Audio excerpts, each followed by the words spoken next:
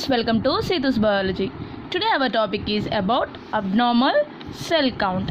In the previous video, I already gave the complete profile of the cell count. In that, today we are going to deal with the RBC, nothing but red blood cells.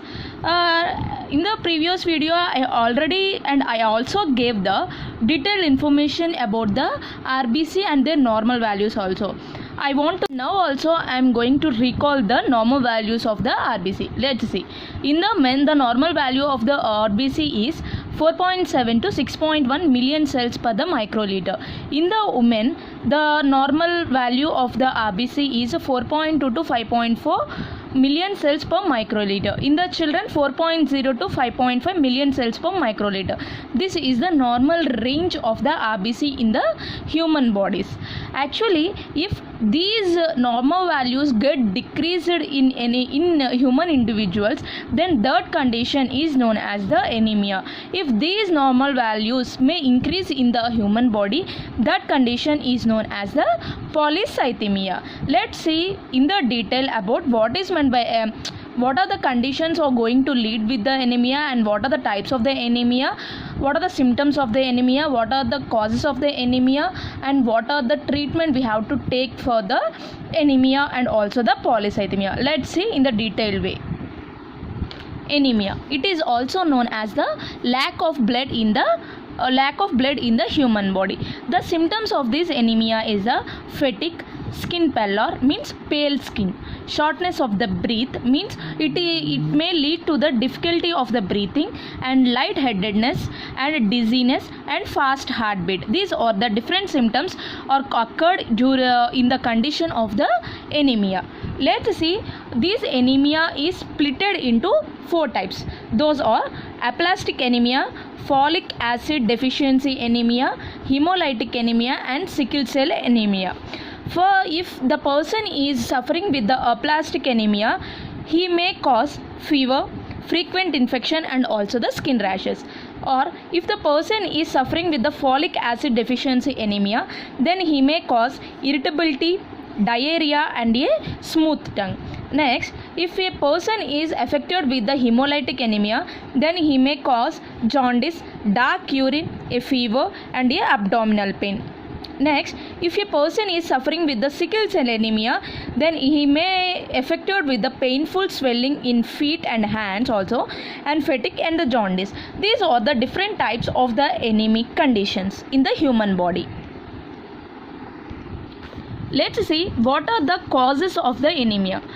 This anemia may cause due to the iron deficiency in the human body, or due to the vitamin deficiency in the human body, or due to the destruction of the RBC. Means the morphology of the RBC may get destructed. These are the different causes of the anemia in our human body. Let's see what are the treatment we have to take when the person is affected with the anemia. If the person is affected with the iron deficiency anemia, we may supplement the iron rich foods. For example, cereals, bread, leaf green vegetables, pulses, beans, brown rice, white or red meats, nuts, fish, eggs, dried fruits, etc. Like this, iron rich dietary food may supplement to that iron deficiency anemic patient. He may get cured out of this.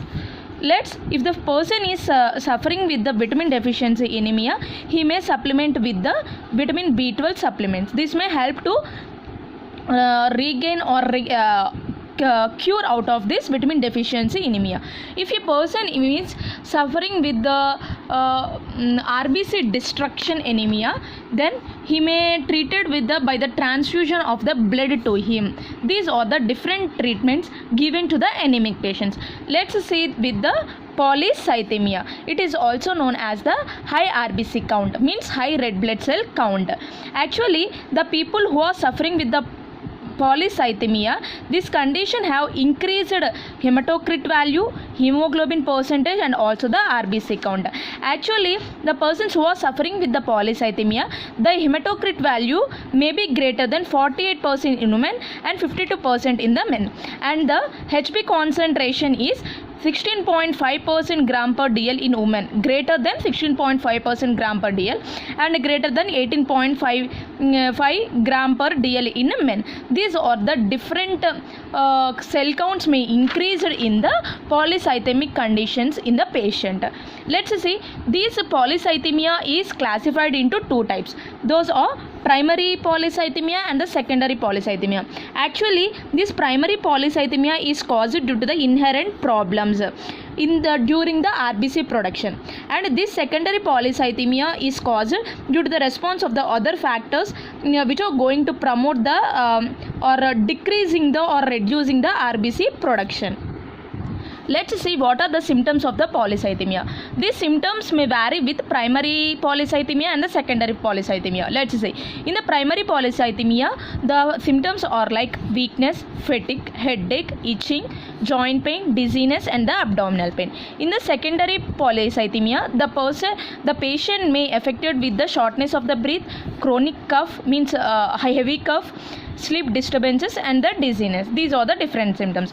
Let's see what are the causes of this polycythemia. In the primary polycythemia, I already said this is the inherent disorder, inherent problem during the RBC production. Means it gets the during the RBC production it may get abnormalities. That's why we are going to lead the polycythemia conditions in the primary stage. Actually, this is the genetic mutation. It is mainly caused due to the inherited genetic mutations. Next one is the secondary polycythemia.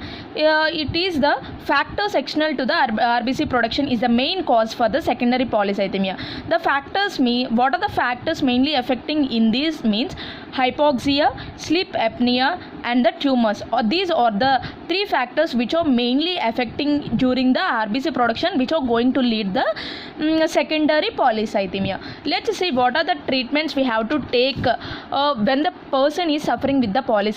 Is based on the treatment is mainly based on the condition or the type of the polycythemia he is suffering with.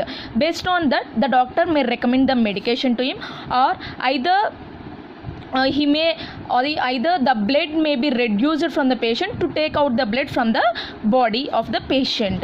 And some of the home remedies also we have to take during this polycythemia.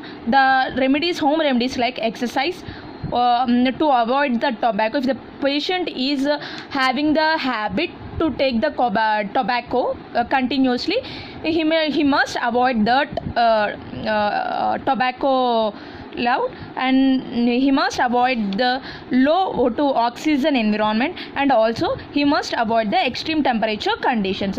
These are the different treatments we have to can give during the polycythemic conditions to the patients. This is about the basic detail about the abnormal cell count of the RBC, about anemia and also the polycythemia. I think you understand this video. If you understand this video, please do subscribe, share and like. Thank you so much.